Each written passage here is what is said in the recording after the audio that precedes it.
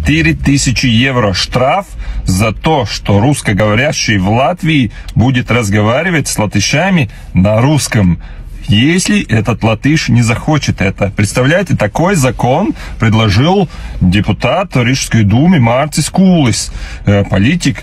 И я не знаю, как практично это будет. Мы уже думали, что хуже некуда, но оказывается еще можно. Какое-то время назад были идеи, что надо запретить вообще русский язык, но сейчас уже хотят сделать штраф 4000 евро тем русскоговорящим, которые будут с латышами, эксклюзивно с латышами разговаривать на русском, если эти латыши не захотят это.